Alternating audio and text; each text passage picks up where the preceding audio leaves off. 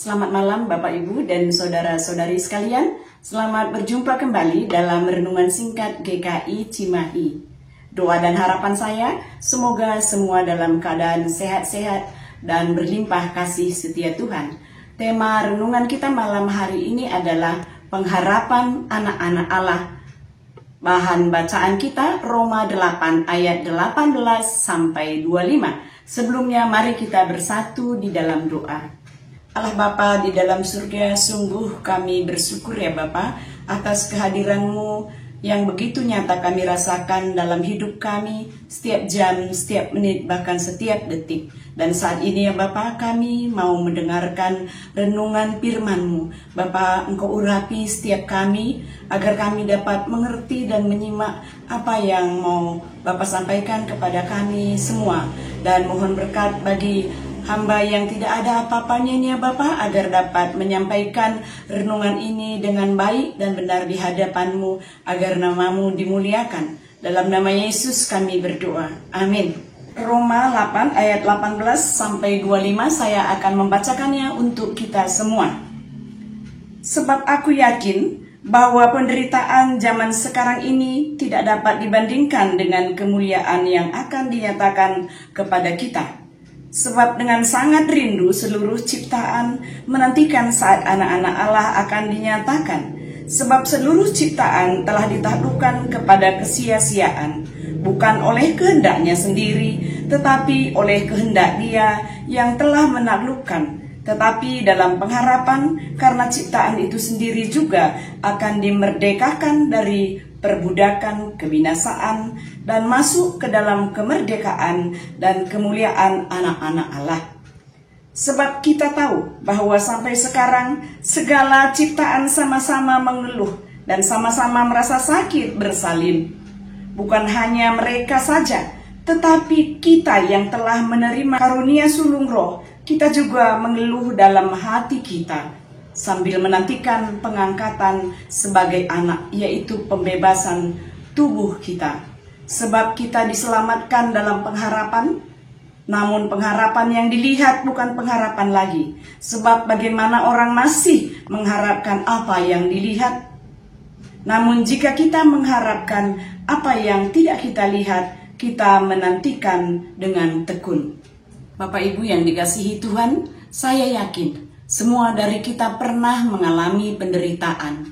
Ada yang sangat tertekan dengan segala bayaran yang harus dibayarkan setiap bulannya, seperti uang sekolah anak misalnya. Ada juga yang mengalami ketidakadilan di kantor, sudah bekerja bertahun-tahun tapi tidak juga dipromosikan. Ada juga yang mengalami sakit kanker, walaupun kesehatannya sudah dijaga. Ada juga yang mempunyai penyakit mental dan tidak bisa berintegrasi dengan masyarakat sama sekali. Ada juga yang mengalami musibah, dirampok, dicuri, dan lain-lain.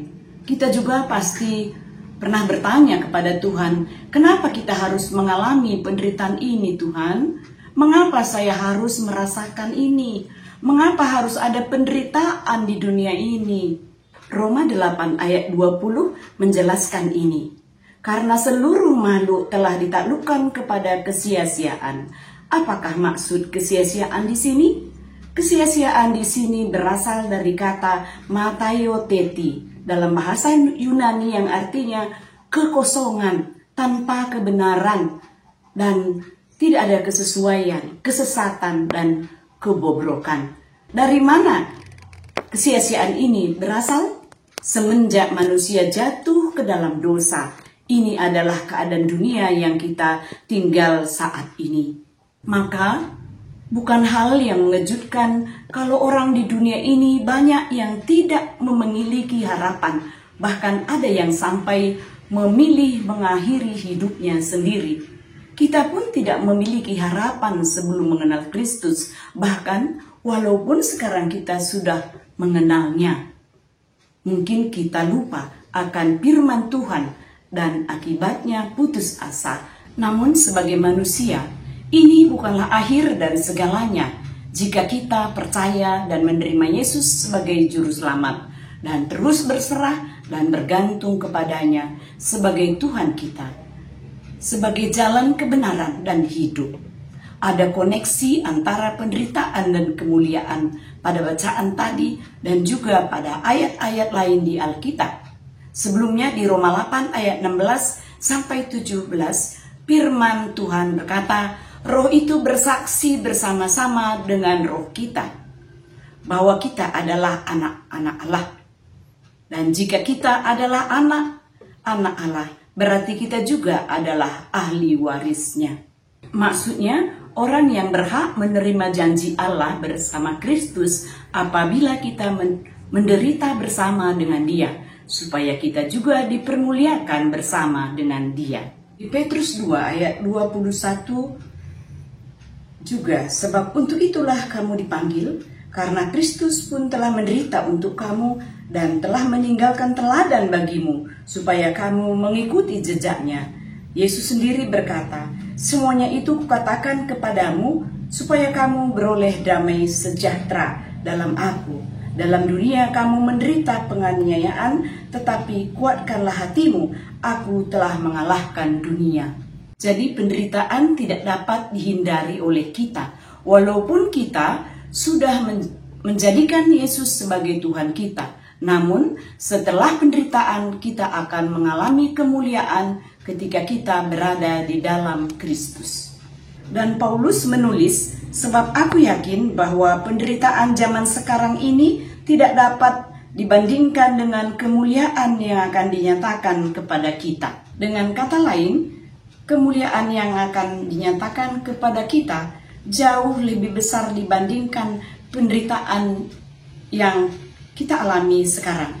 Paulus yang dalam akhir hayatnya kepalanya dipenggal bisa secara yakin menulis seperti ini. Saya yakin apapun yang kita lalui sehubungan dengan penderitaan dalam hidup ini tidak dapat mengalahkan apa yang Tuhan telah sediakan bagi Anda dan saya. Dan itulah mengapa Kristus disebut sebagai pengharapan kita akan kemuliaan. Semoga renungan bacaan kita hari ini mengingatkan kita bahwa kita memiliki pengharapan di dalam dunia yang penuh keputusasaan dan berujung pada maut ini. Tuhan kita telah mengalahkan dunia untuk kita. Sekian renungan singkat malam hari ini. Tuhan memberkati kita semua.